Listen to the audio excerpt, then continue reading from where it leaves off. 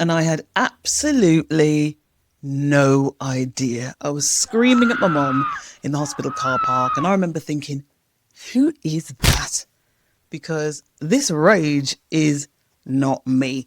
It felt a bit like an out of body experience, but what I didn't account for was the fact that when I got into perimenopause a few years ago, I didn't realize that it could change my brain and my body so deeply that I almost became unrecognizable. So I'd just taken her to a hospital appointment. We were sat in the car. There was all this misunderstanding about where I was going to meet her and all the rest of it. And I was screaming like a wild banshee. And I was thinking, I'm pretty sure that whole situation was kind of quite insignificant. But in that moment, of course, it was not. That was where my anger was coming from. I'm just wondering if you've ever had a time like that where you realise your reaction to something actually scares the hell out of you, because that's basically what it did to me. Somewhere where you think, since when did I become that person, the person that you know you never wanted to be? And for me, that was a moment that everything shifted. Then I stopped ranting.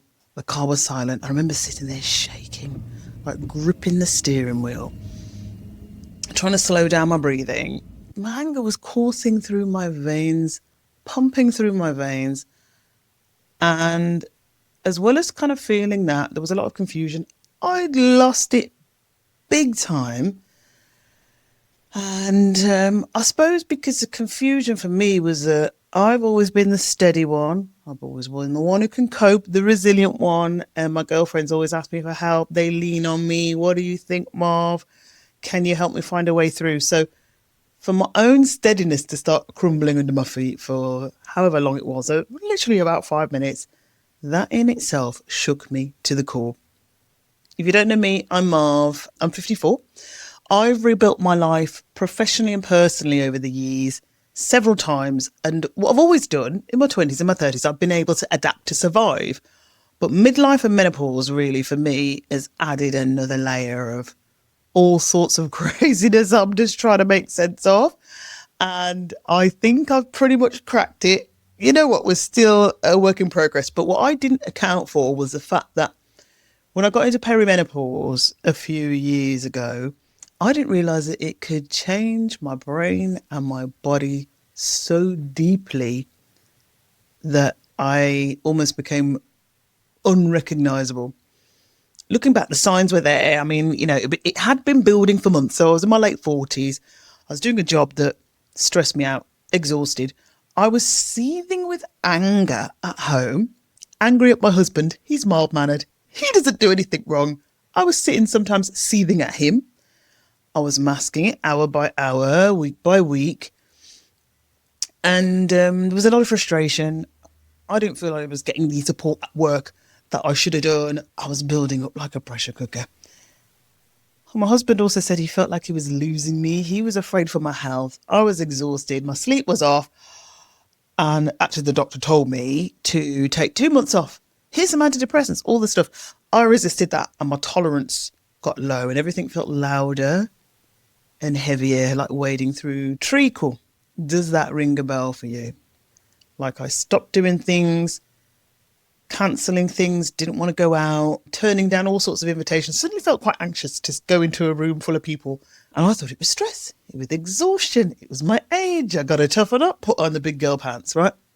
But that day in the car park made something really clear to me.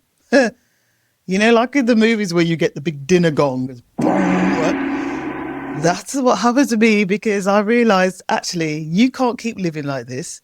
And it's quite a realisation when you get to your late 40s. And have you ever realised that the old way you used to work just doesn't work anymore? You can't tough it out. That was the minute that I knew that actually my anger, it wasn't just me. It wasn't just me failing. It was giving me a lot of information. Like my nervous system was saying, this ain't right. And so when I started to kind of realize that I wasn't failing, I started listening more. There were things that like, you need to do something about this, right? That moment of clarity hit me, and I knew I needed proper support. not charging around and pushing through. I knew that I needed a doctor who understood all the kind of hormonal changes that go on in your brain and your body. Because there was so much going on, I wrote down everything because I thought I'm going to need this, right? I wrote down everything for the doctor, and I'll talk about that in another video. But if you've noticed anger, or you just recognize this is a version of you that isn't the normal one, you've lost your sharpness, you're losing sleep, you're less patient, less tolerant. Listen, you are not failing. Because I think what we've got to realize is that it might be just the biological shift, right? The menopause, and we've got to respond to it.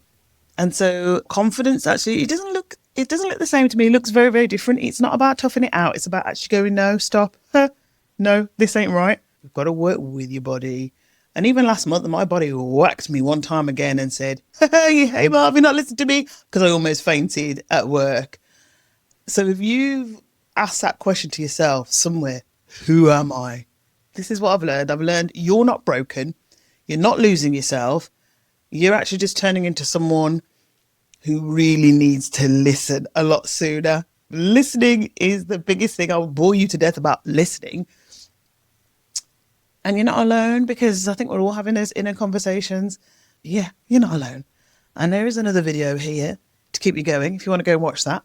Thanks for watching. I really appreciate it. And I'll see you very soon.